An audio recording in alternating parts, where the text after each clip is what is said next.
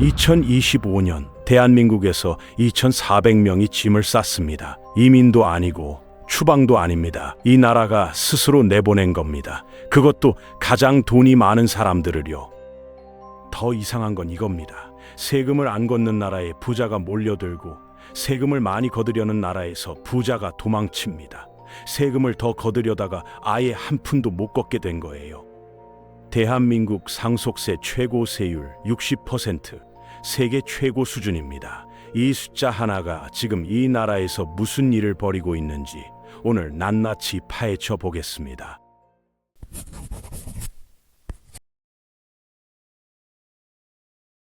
아까 2,400명이 짐을 쌌다고 했죠? 근데 이게 진짜 무서운 이유는 숫자 자체가 아닙니다. 작년에는 1,200명이었거든요. 딱 1년 만에 2배로 뛴 겁니다. 이건 단순한 증가가 아니에요. 가속이 붙은 거예요. 한두 명이 떠나는 걸 보고 나도 가야 하나 고민하던 사람들이 본격적으로 짐을 싸기 시작한 겁니다. 전염이 되고 있는 거예요.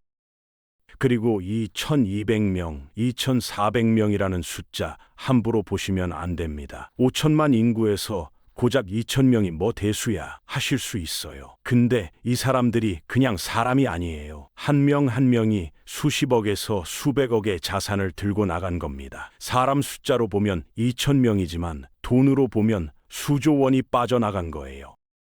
글로벌 투자 이민 자문사 헨리앤파트너스가 발표한 자료를 보면요. 고액 자산가 순유출 세계 1위가 영국입니다.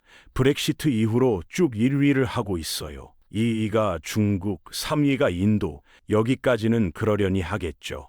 인구가 10억이 넘는 나라들이니까요. 그런데 4위가 대한민국입니다. 인구 5천만짜리 나라가 인구 14억짜리 중국, 인도 바로 뒤에 붙어 있는 거예요. 인구 대비로 따지면 사실상 세계 1위인 셈이죠. 이 사람들이 대체 어디로 가느냐? 1순위가 미국입니다. 그 다음이 UAE, 싱가포르, 일본 순이에요. 공통점이 뭔지 아시겠어요? 전부 상속세가 없거나 있어도 한국보다 훨씬 낮은 나라들이에요. 결국 이 사람들은 단순히 살기 좋은 곳을 찾아 떠나는 게 아니라 세금이 덜한 곳을 찾아 떠나고 있는 겁니다. 여기서 중요한 건 이거예요. 떠나는 사람이 부자라서 배 아플 수도 있죠. 잘 가라. 우리가 네 돈 없으면 못 사나. 이렇게 생각하실 수도 있어요. 근데 곰곰이 생각해보면 그렇게 단순한 문제가 아니거든요. 그 부자들이 운영하던 회사는요? 그 회사에 다니던 직원들은요? 그 회사가 내던 법인세는요? 부자 한 명이 떠나면 그 뒤에 연결된 수십 수백 개의 일자리와 세금이 같이 흔들리는 겁니다. 그렇다면 이 부자들을 밀어내고 있는 상속세, 대체 어쩌다 이 지경이 된 걸까요? 놀라운 건요. 지금 적용되는 상속세법이 만들어진 게 무려 26년 전이라는 겁니다. 자, 여러분 1999년이면 뭐가 떠오르시나요? 밀레니엄 버그 때문에 난리가 났었죠. 컴퓨터가 2000년을 인식 못해서 세상이 망한다고 했던 그때요. 핸드폰은 접이식 폴더폰이 최첨단이었고 인터넷은 전화선 꼬나서 삐리리릭 소리 들으면서 접속하던 시절이에요. 서울 아파트 평균 매매가가 1억 원이 안 됐습니다. 강남 아파트도 3억이면 살 수 있었어요. 지금은요. 20억, 30억은 기본이잖아요. 세상이 이렇게 바뀌었는데 딱 하나 안 바뀐 게 있습니다. 바로 상속세법이에요. 현행 상속세 기본 구조가 만들어진 게 1999년입니다. 26년 전이에요. 그때 만든 법으로 지금 세금을 매기고 있는 겁니다. 1999년에 1억짜리 아파트 기준으로 짠 세금 체계를 2025년에 20억, 30억짜리 아파트에 그대로 적용하고 있다는 거예요. 이게 말이 됩니까?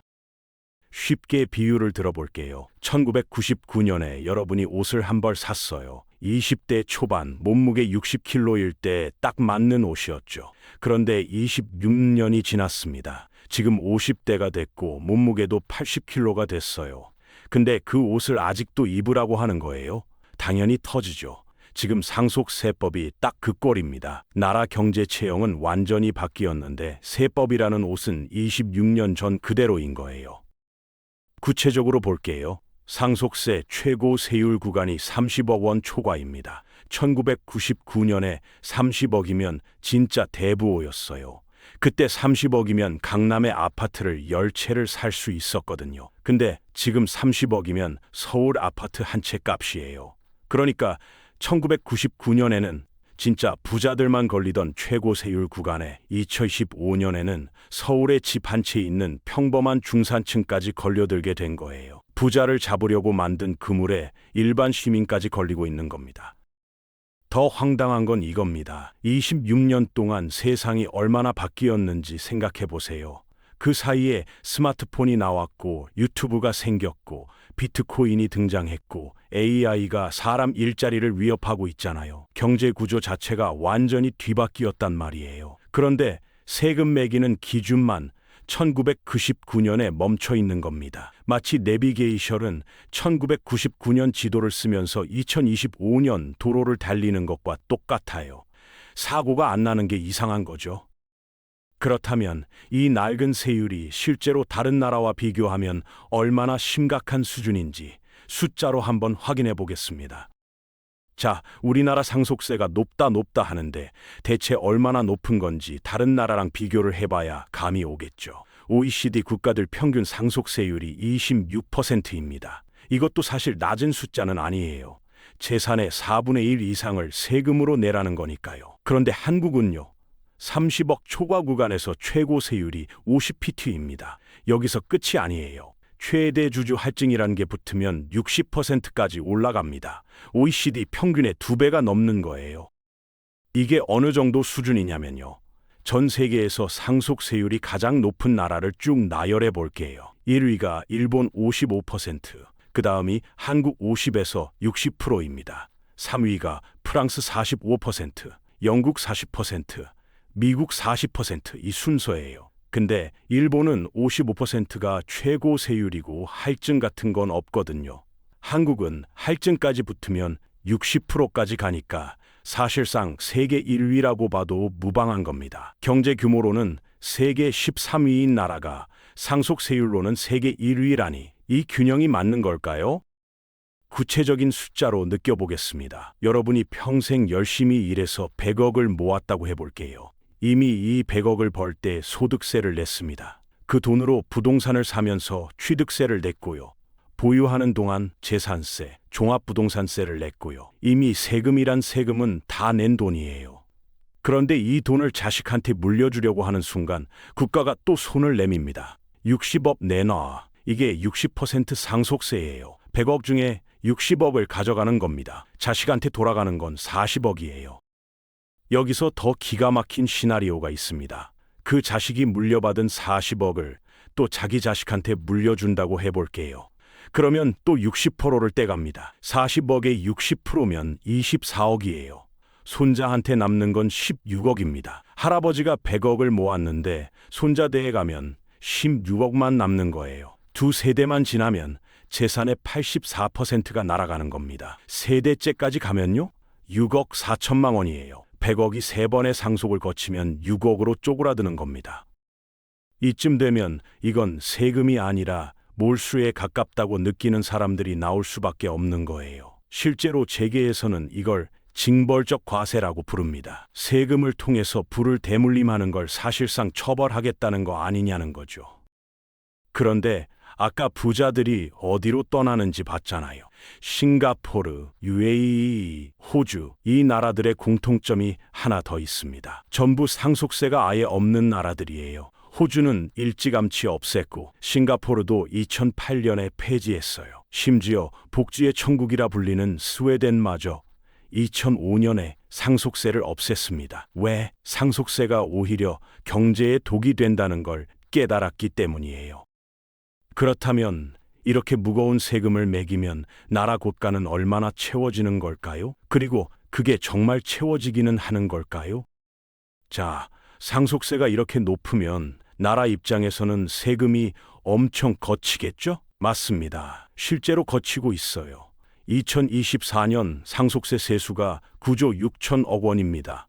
거의 10조에 가까운 돈이에요. 이것만 들으면 나라 살림에 보탬이 되니 좋은 거 아니야 하실 수 있어요. 근데 이게 앞으로 어떻게 되는지를 보시면 생각이 달라지실 겁니다. 현행 세율을 그대로 유지한다고 가정하고 시뮬레이션을 돌려봤더니요.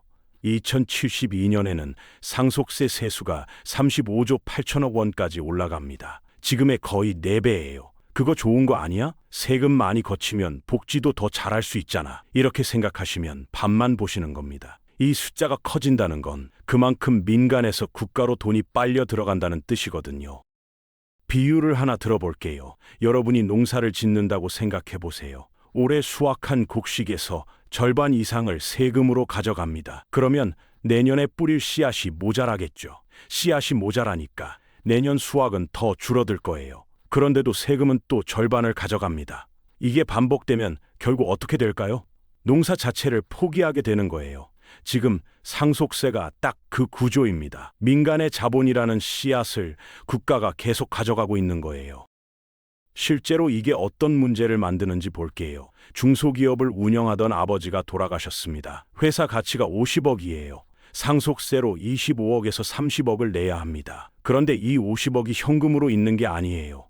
공장 부지, 기계 설비, 원자재 재고 이런 것들이 50억 잡을 구성하고 있는 거거든요. 현금이 없으니까 세금을 낼 수가 없어요. 그럼 어떻게 하느냐? 공장을 팔아야 합니다. 기계를 처분해야 하고요. 심하면 회사 자체를 매각해야 해요. 아버지가 30년간 일궈온 회사가 상속세 때문에 문을 닫는 겁니다. 이게 한두 건이 아닙니다. 중소기업 중앙회 조사에 따르면 가업 승계를 포기하는 기업이 해마다 늘고 있어요. 포기 사유 1위가 뭔지 아세요? 상속세 부담입니다. 기술력도 있고 거래처도 있고 직원들도 있는 멀쩡한 회사가 세금 때문에 사라지는 거예요. 그 회사에서 일하던 직원들은요? 그 회사에 납품하던 협력업체들은요? 도미노처럼 무너지는 겁니다. 국가가 세금을 더 걷는다는 건 누군가의 주머니에서 그만큼이 빠져나간다는 뜻이에요. 세수 35조 8천억이라는 숫자가 자랑이 아니라 경고인 이유가 바로 이겁니다. 고가는 채워지는데 밭은 말라가고 있는 거예요.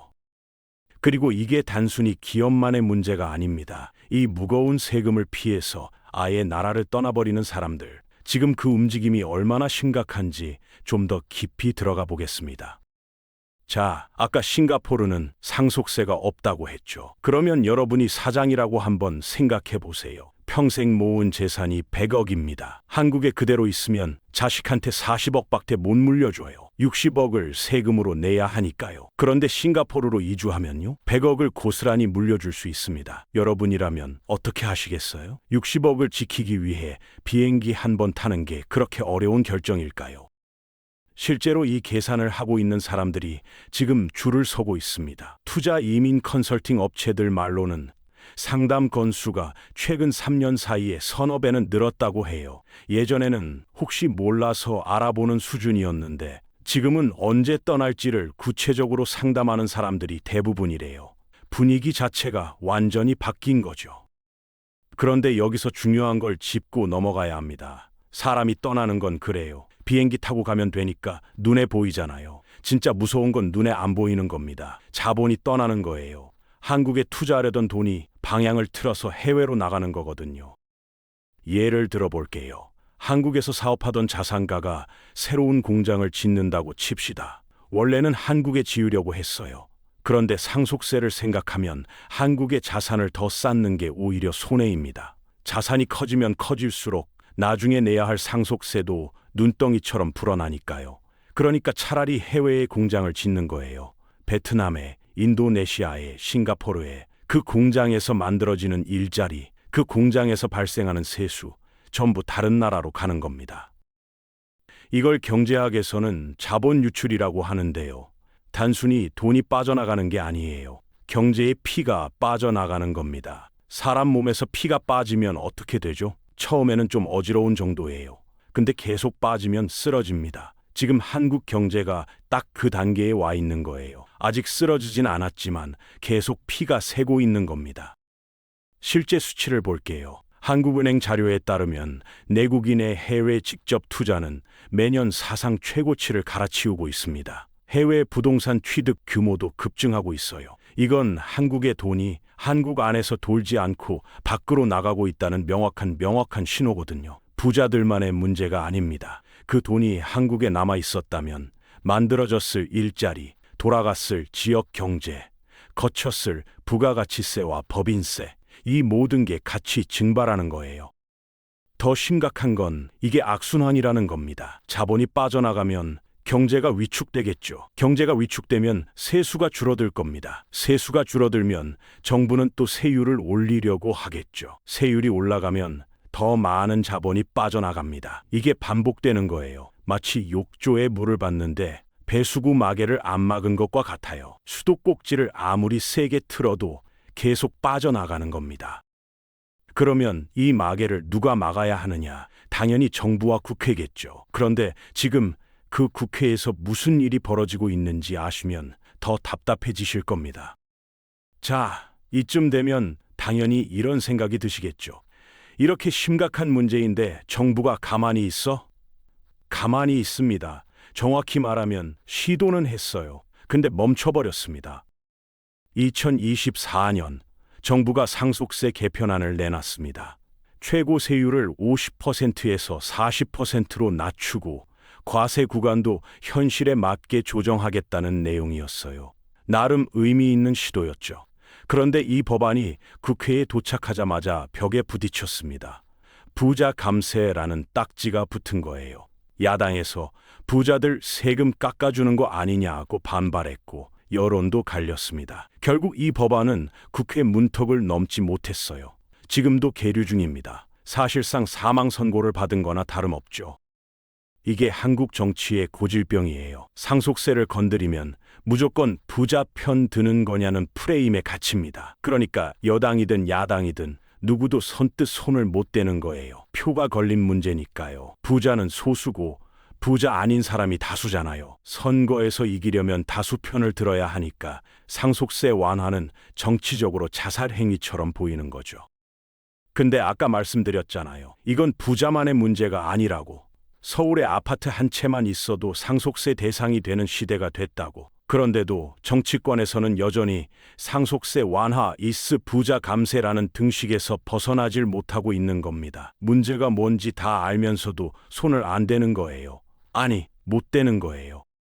이 상황에서 대한상공회의소가 나섰습니다. 직접 구체적인 대안을 들고 나온 거예요. 대한상의가 뭐라고 했느냐면 세율 인하가 정치적으로 어렵다면 최소한 납부 방식이라도 바꿔달라는 겁니다. 핵심이 뭐냐면요. 세금을 깎아달라는 게 아니라 세금 내는 방법을 좀 숨 쉴 수 있게 해달라는 거예요. 지금 상속세를 내려면 기본적으로 현금으로 내야 합니다. 그런데 아까 말했듯이 재산이 전부 현금인 사람이 얼마나 되겠어요? 대부분 부동산이나 주식이나 회사 지분으로 갖고 있는 거잖아요. 그러니까 세금 낼 돈을 마련하려면 급하게 자산을 팔아야 하는데 금매로 내놓으면 제값을 못 받거든요. 50억짜리 건물을 급하게 팔면 40억, 35억에 넘겨야 하는 거예요. 세금 내려다가 재산을 더 까먹는 아이러니가 벌어지는 겁니다. 대한상의가 제안한 게 바로 이 부분입니다. 급하게 팔지 않아도 되게 해주세요. 시간을 좀 주세요. 방법을 좀 다양하게 해주세요. 이게 핵심이에요. 세금을 안 내겠다는 게 아니라 낼 테니까 방법을 좀 바꿔달라는 거거든요. 이게 과연 무리한 요구일까요? 실제로 다른 나라들은 이미 이런 유연한 납부 방식을 도입하고 있습니다. 일본은 연부 연납 기간이 최대 20년이에요. 독일도 10년 이상이고요. 그런데 한국은 5년에서 최대 10년입니다. 같은 세금을 내더라도 한국에서는 훨씬 빠듯하게 내야 하는 거예요. 그렇다면 대한상의가 구체적으로 어떤 해법을 제시했는지 나씩 뜯어보겠습니다. 자, 대한상공회의소가 내놓은 대안들 하나씩 살펴볼게요. 크게 세 가지입니다. 첫 번째가 연부 연납 기간 연장, 두 번째가 거치 기간 도입, 세 번째가 상장 주식 현물 납부 허용이에요. 이름만 들으면 좀 어렵죠? 쉽게 풀어드릴게요. 먼저 연부 연납 기간 연장입니다. 연부 연납이라는 게 뭐냐면 상속세를 한 번에 못 내니까 나눠서 내는 거예요. 일종의 할부죠. 지금은 이 할부 기간이 최대 10년입니다. 대한상의가 이걸 20년으로 늘려달라고 한 거예요. 왜냐고요? 상속세가 수십억인데 10년 안에 다 갚으려면 매년 몇 억씩 내야 하거든요. 회사 운영하면서 매년 몇 억씩 세금을 따로 빼놓는다. 웬만한 기업이 아니면 버틸 수가 없어요. 이걸 20년으로 늘리면 매년 내는 부담이 절반으로 줄겠죠. 세금 총액은 같지만 숨은 쉴 수 있게 되는 겁니다. 비유를 들어볼게요. 여러분이 은행에서 5억짜리 대출을 받았다고 합시다. 이걸 10년 안에 갚으라고 하면 매달 원금만 400만 원이 넘어요. 근데 20년으로 늘려주면 매달 200만 원 정도로 줄어들죠. 갚아야 할 총금액은 같은데 매달 부담이 확 줄어드니까 그 사이에 사업도 하고 투자도 하고 숨도 쉴 수 있는 거예요. 상속세도 마찬가지입니다. 두 번째가 거치기간 도입이에요. 이건 더 중요합니다. 거치기간이라는 건 일정 기간 동안은 원금을 안 갚아도 되는 시간을 주는 거예요. 아버지가 돌아가시고 회사를 물려받았는데 당장 경영권 인수하랴, 조직 안정시키랴 정신이 없잖아요. 이 와중에 첫 달부터 상속세 할부금을 내라고 하면 회사가 흔들릴 수밖에 없거든요. 거치 기간을 3년에서 5년 정도 주면 그 사이에 경영을 안정시키고 수익 구조를 잡은 다음에 세금을 내기 시작할 수 있는 거죠. 아프면 일단 치료부터 하고 병원비는 나중에 내라는 것과 같은 논리입니다. 세 번째, 이게 가장 파격적인 제안인데요. 상장 주식 현물 납부 허용입니다. 지금은 상속세를 현금으로만 낼 수 있어요. 그런데 기업 오너가 가진 재산 중 대부분이 뭐겠어요? 자기 회사 주식이잖아요.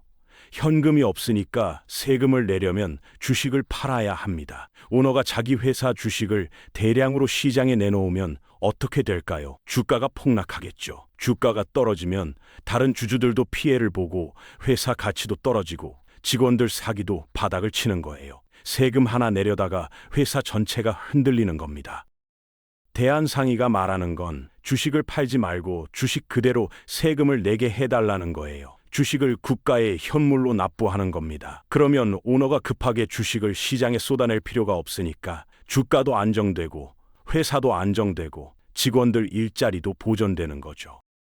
여기에 하나 더 주식 평가 기간도 늘려달라고 했어요. 지금은 상속 시점 전후 2개월 평균으로 주식 가치를 매기거든요. 근데 주식이라는 게 2개월 사이에 얼마나 출렁이겠어요. 하필 그 기간에 주가가 비정상적으로 높았다면 실제 가치보다 훨씬 높은 금액으로 세금을 내야 하는 거예요. 이걸 2년에서 3년 평균으로 바꾸면 훨씬 공정한 평가가 가능해지는 겁니다. 이 세 가지 제안의 공통점이 뭐냐면요. 세금을 깎아달라는 게 하나도 없다는 겁니다. 낼 건 다 내겠다. 대신 내는 방법만 좀 현실적으로 바꿔달라는 거예요. 이게 정말 무리한 요구일까요? 자, 지금까지 이야기를 쭉 정리해 볼게요. 대한민국 상속세 최고 세율 60%, 사실상 세계 1위입니다. 이 세율이 26년째 한 번도 안 바뀌었어요. 그 사이 자산 가격은 몇 배씩 뛰었고 부자를 잡으려던 그물의 중산층까지 걸려들고 있습니다. 결과가 뭐냐? 2025년 한 해만 2,400명의 400명의 고액 자산가가 한국을 떠났어요.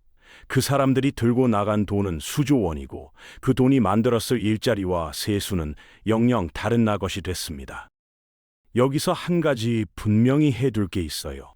이건 부자 편을 드는 이야기가 아닙니다. 경제가 어떻게 돌아가는지를 이야기하는 거예요. 부자가 좋아서가 아니라 그 부자들이 가진 자본이 경제를 돌리는 연료이기 때문에 중요한 겁니다. 연료가 빠져나가면 엔진이 멈추잖아요. 엔진이 멈추면 피해를 보는 건 부자가 아니에요. 그 경제 안에서 월급 받고 장사하고 아이 키우는 우리 모두가 피해를 보는 겁니다. 반대로 생각해 볼게요. 상속세 부담이 합리적인 수준으로 조정되면 어떤 일이 벌어질까요? 먼저 떠나려던 자본이 멈춥니다. 굳이 나갈 필요 없겠네 하고 한국에 남는 거예요. 그 자본이 한국에서 공장을 짓고 사람을 고용하고 기술에 투자합니다. 일자리가 늘어나겠죠. 일자리가 늘면 소득이 늘고 소득이 늘면 소비가 늘고 소비가 늘면 기업 매출이 오르고 매출이 오르면 법인세가 늘어납니다. 상속세를 조금 양보했더니 법인세와 소득세와 부가가치세로 더 많이 돌아오는 거예요. 이게 바로 선순환입니다. 실제로 이 선순환을 이뤄낸 나라들이 있어요. 스웨덴이 2005년에 상속세를 폐지한 뒤 어떻게 됐는지 아세요? 해외로 나갔던 자본이 다시 돌아오기 시작했습니다. 이케아 창업자 잉바르 캄프라드가 대표적이에요. 세금 때문에 스위스로 떠났다가 상속세 폐지 후 스웨덴으로 돌아왔거든요. 한 사람이 돌아온 게 아니라 그 사람이 가진 수십조 원의 자본이 돌아온 겁니다. 호주도 마찬가지예요. 1979년에 상속세를 없앤 이후로 아시아 태평양 지역의 자산가들이 호주로 몰려들었습니다. 그 자본이 호주 부동산 시장과 금융 시장을 키웠고 호주 경제 성장의 한 축이 됐어요. 세금을 안 걷었는데 오히려 나라가 더 부유해진 거예요. 역설적이죠? 근데 이게 현실입니다. 물론 상속세를 당장 없애자는 이야기는 아닙니다. 세금에는 소득 재분배라는 중요한 한 역할이 있으니까요. 부의 대물림이 사회 양극화를 심화시킨다는 우려도 충분히 일리가 있어요. 하지만 지금처럼 세계 최고 수준의 세율을 유지하면서 납부 방법마저 경직되어 있으면 세금을 걷기도 전에 자본이 도망가 버립니다. 빈 그물만 끌어올리는 꼴이 되는 거예요. 결국 이건 하나의 질문으로 귀결됩니다. 부자 감세인가? 국가 생존 전략인가? 상속세 완화를 부자 편들기로 볼 것이냐? 아니면 대한민국 경제의 미래를 위한 불가피한 선택으로 볼 것이냐? 이건 정치인들만 답할 문제가 아닙니다. 이 나라에서 살아가는 우리 모두가 고민해야 할 문제예요. 여러분은 어떻게 생각하시나요? 상속세 이대로 괜찮은 걸까요? 아니면 이제는 정말 바꿔야 할 때가 온 걸까요? 여러분의 생각을 댓글로 들려주세요.